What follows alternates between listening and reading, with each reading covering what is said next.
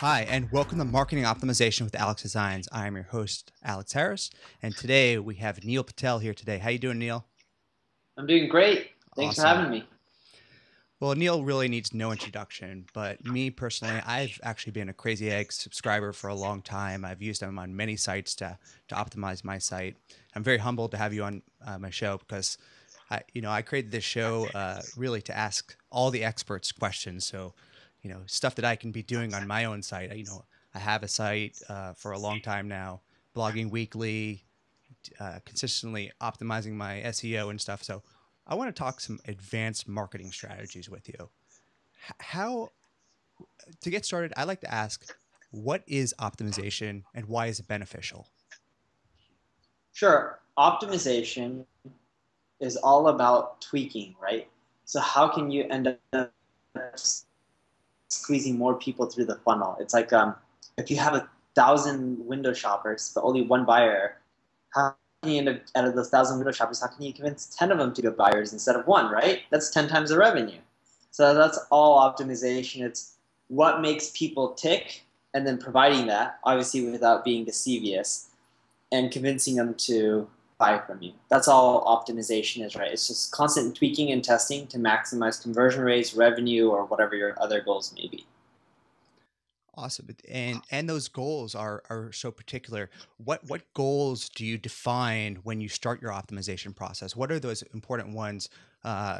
Maybe from a personal branding or a blogging perspective, maybe not the SaaS perspective, but a personal branding perspective. What goals are you tracking? Sure, it's typically social shares, brand mentions, name mentions, right, of your own personal brand versus just your blog name brand.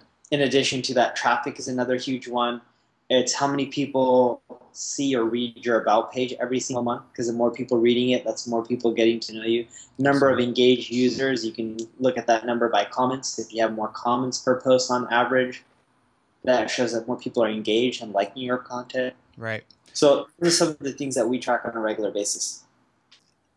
I wanted to talk advanced marketing because you've done the advanced SEO guide, the advanced content marketing guide, and a lot of times in your conference talks, you talk about quantitative versus qualitative analytics. Can you speak about how those each are different and how they're tracked?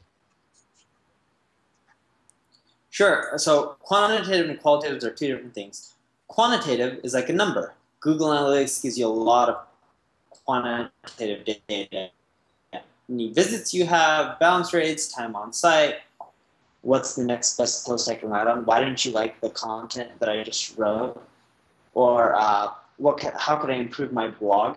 That's all qualitative data in which you're taking opinions and then gathering it, and if you have massive amounts of feedback from users, you can then aggregate them and see what commonalities they have and then work on fixing those elements. When I know you're producing a lot of content, and I've even heard you say that the content that you're producing on Quicksprout.com has reached almost as much as $50,000 per month. You know, how are you determining an ROI from all that content that you're generating, and is there an ROI? There is no ROI. Right. There may be ROI in the long run, brand building and stuff like that, but I lose money every month. I don't really quantify it when I do it. It's just a fun hobby. I don't know what else to do with my money. I know that sounds silly. I'm not rich by any means. I just enjoy spending my money on content marketing and helping other people out. Like, that's what I do for fun. Some people buy fancy homes. I create more content. Right? Some people buy cars. I won't. You can just create amazing, awesome content and infographics and white papers that everyone can reuse and hopefully create as much money as you are from their blog. Yeah, the blog doesn't make that much money. It's always been my software company. Right. But I think what you do great is create those different levels of free content. I mean, even me going through your site, in just the last couple of days, I see that you released this traffic system, which is almost your content on steroids, like almost streamlined, optimized to the best content out there. So you have this, you know, the free content on your posts, and then you have your white papers and infographics, and now you're releasing this membership of additional free content. Is that something you think about, having these different layers of free stuff? So I don't promote it too heavily, but I've been doing that for 3 years. Right. Yeah, so I did actually backwards. I did a traffic system a few years ago. Okay. And it's just there to cover some of the costs. I don't promote it so most people don't see it, right? It's like hidden. And then in the last years, if I look at when I started doing the really advanced content, it started in January. That's when I published the Advanced Guide to SEO. Now, in theory, I've been actually working on that Advanced Guide to SEO since 2012, but it didn't launch out until 2013. It took 6 months to release. And I figured out after that how to streamline it and make it go a lot faster. But going back to it, 2013 has been a big year for me in blogging. Advanced Guide to SEO, Advanced Guide to Content Marketing, Advanced Guide to Link Building, the Definitive Guide to Growth Hacking, the Definitive Guide to Copywriting. 2.5 weeks, Beginner Guide to Online Marketing. At the end of the month, it's double your traffic in 30 days. Like, I'm creating these massive guides, right? And then I also released the tool this year, and there's more modifications happening to the tool by the end of the year. And I also released Quicksprout University yesterday, I think it was. Yeah, yesterday. And that was 107 videos that teach you online marketing. But my goal is to build this massive resource, because I think I've been blessed, you know, with doing okay financially. So I just want to build this massive resource and like help other people out. I know it sounds cheesy. I've tried like nonprofits. I've tried a lot of random stuff. Don't really have fun with that, but what I do have fun with is just giving a lot of content away for free. Yeah, it's and that's evident. I think, yeah, I mean, seeing your history of building Kissmetrics and CrazyEgg, and then all of a sudden, I know you had Quicksprout for a while, but not many people actually heard about it until you started blowing up that content and really just creating a ton of value there. When you're doing lead generation in general, I get your site as an example on a best practices of lead generation. Everyone wants to be Quicksprout. It's a great case study for, I guess, anybody. But do you have examples of other sites that do lead generation really well aside from Quicksprout? Yeah, I Will Teach You to Be Rich and Social Triggers. They're the two great sites when it comes to lead generation. So you're really able to execute really fast. Is that because you have layers of like a content marketing strategy, like a calendar, where you just like, oh, I'm going to create this guide, so let's figure out who can do it and get it done quickly? I've always been a fast executor myself. That's like one of my skills as an entrepreneur. Like, I'm good at executing fast and just relying on me, and I have money. Those two things solve a lot of problems. I don't mean to be blunt or rude about it, but yeah, absolutely.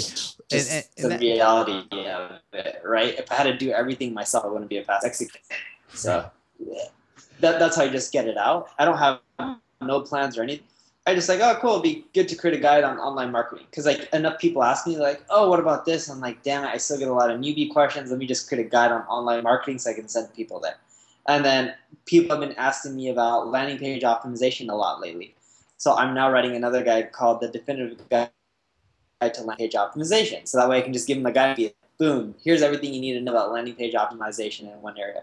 And I'm doing another one on Beginner's Guide to Blogging, because I still get a lot of people asking me how to set up a blog and stuff like that. Then I have another group that just says, hey, how do I promote my blog post? So I'm doing another guide just on promoting your blog post, right? And some people ask me about conversion optimization. So I'm doing another guide called Double Your Conversions in 30 Days. So it's like, I just click it out based off of enough people ask me one question, I'll create content on it. But if I don't have enough people asking me that one question, then I won't create content. But it's funny, because I have more and more readers now, I'm getting way more like requests, right? I started off the year with only like 100,000 readers. I'm ending the year with 500,000. That's a huge increase. Oh yeah, absolutely. And you do a good job of partnering with other people in the industry. You putting yourself out there, through videos. Do you see that as a real way to leverage your personal brand? Is that a strategy that you think about as far as, getting more people to know you and reach your reach farther out of your network? Yeah, there's only so much one person can do. So I leverage my brand, make connections with other people. I pay them on top of that, which makes them happy because I get a lot of people who say they want to work with me. Then when I offer them money, like there's like I would have done it for free, but I'm like, no, I want to own the rights. So here's some money, and then I just create it, and I'm willing to spend more time, effort, and cash on anything else. Like I leverage my brand to get a really awesome designer. Cost me an arm and a leg, but I won't throw out stuff that looks ugly. Right. And you really do that by diversifying yourself from the pack. Everyone's doing these, general landing pages, and you take the extra effort to get them designed, get them really nice. That's just part of your MO. You love high quality stuff. I love high quality stuff. My business partner taught me that at a young age. Don't throw out crap. He's like, you throw out crap, you become crap. So I'm like, all right, throw out good stuff. Yeah. You are your product. Pretty much. Yeah, absolutely. So let's get into some more metrics. I have used Kiss a bunch, and I've used Google Analytics a bunch for different client works or my own personal stuff. Why would I want to use Kiss instead of Google Analytics? So you wouldn't want to use Kiss instead of Google Analytics. You probably want to use both of them. Now, let me give you an example. When you Google Analytics, it tells you what happened with your site. It tells you, how many visits you got a page. It tells you your bounce rates, time on site, what regions are coming from. But it doesn't tell you who did it. Without knowing who, without knowing that Neil did this, took Neil 3 months before he bought. Neil churned within 3 months. Neil upgraded within 7 months, right? Without tracking the person, you can't get that deep. So by no means are we trying to replace Google Analytics. So we think it's a great product. We use it on our own sites. Mm-hmm. That tells you how much we love it. We're an analytics company using Google Analytics. But we also use Kissmetrics because in essence, Google Analytics tells us what happened. Kissmetrics shows you who did it. We'll show you the people side of the equation so that way you can fine tune your business. If you know that Neil's the one buying, Kissmetrics can show you, hey, Neil bought in 3 months. And he upgraded in 4 months, and these are the paths he took, and this is what his usage was of your product. Show you, and you can tell Kissmetrics, show me all the people that are like Neil, and we'll spit out a list. You can start email campaigns, get people engaged, get them paying. You can actually even figure out in your business, hey, if someone doesn't log in to our product within a month, they're really likely to cancel. Kissmetrics can show you all the people who aren't logging in 30 days, so that way you can start campaigns to get them re-engaged, get them activated, so that way they don't cancel, right? Awesome. Yeah, you can really be able to have that predictability and anticipate your customer's behavior before it happens. It's a great differentiator for Kiss. And what would you say to your personal branding company before you started CrazyEgg or when you're at your agency? Moving from a personal branding type of such scenario to, a SaaS revenue model, how would you do that? Would you be creating minimal viable products? How would you really figure out how to spend more money into that SaaS model? So you're saying, how do you figure out how to make money from SaaS, or what's this specific question? If you're experimenting with putting out minimal viable products, and you're getting feedback, you're going through the whole lean process, is there any best tips that you can give people who are creating SaaS products? First is hit product market fit. So you create your minimal viable product. Once you have product market fit, you can look it up. Sean Ellis talks a lot about it.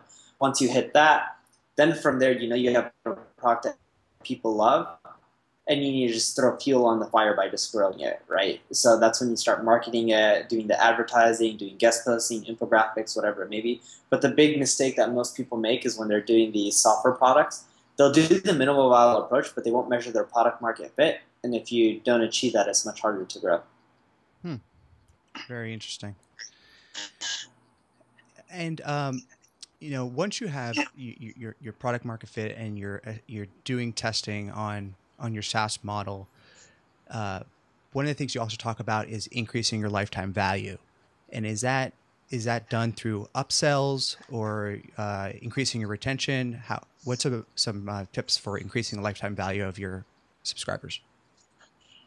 The best way to increase lifetime value of customers is to track what makes your happy customers happy and the canceled users unhappy. And if you figure out patterns that the happy users are doing that makes them stay longer, you need to try to get every user down that same funnel, down that same path, which makes them more engaged. And then you can figure out triggers that help, whether it's sending emails if they don't log in, or sending emails if they didn't do a specific task and they need help, or it could be changing the first user experience so that way it's easy to use or understand, so that way more people are satisfied. But it really comes down to figuring out what makes users happy and what makes them cancel. And if you can figure out that, then you can try to get more people to be your ideal customer. Awesome. We can. I know you're a busy man, so we can. I won't keep you very much longer. A couple of things I just want to ask you is, who's doing some very innovative stuff in internet marketing these days, and really, what gets you pumped? What keeps you motivated seeing people doing great things in the space? Yeah, so HubSpot did well with the free tool. Moz did well with the free tool as well. Moz did well with the guide. They've done some cool stuff. Let's see. Oatmeal has been doing a lot of unique stuff from internet marketing. I think he's one of the co-founders of Moz. And Matthew Inman, who runs that site, he just creates comics, and that's very unique. Comics, quizzes, and they go viral. But it's just all about being creative. You don't have to be the best marketer out there. You just have to be creative. And I think that's what really helps separate people. But I don't see too many people, especially in the online marketing space these days, really trying to push the envelope. It's hard, right? It's not simple.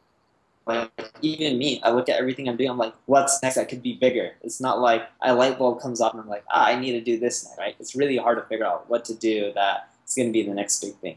Yeah. Yeah, it's like you test all these different things: popovers, layovers, lead generation, white papers. There's only so much stuff you can do. I guess it's finding your niche and then writing that momentum. That actually brings me to probably a closing question: is how important is momentum, and building your tribe, and then getting following that path of momentum? Have you seen that in your content creation schedule? People getting your guides and then tweeting about you, and is there a dip after that happens? Typically not. Well, there is always a dip, because when you announce stuff, it's going to be a huge launch and then a dip, right? So that's what you get a dip. But you still maintain some sort of momentum after the dip. But if you lay off the gas pedal and you don't keep going, your traffic will grow and it'll go down, but then when it goes down, it'll be still higher than where it started. But what's going to happen is if you push the gas pedal up, you're going to go up and then down and then up, and you're going to keep climbing, and next thing you know, you're getting a ton of traffic. So if you can keep the momentum going, it's much more powerful. Yeah.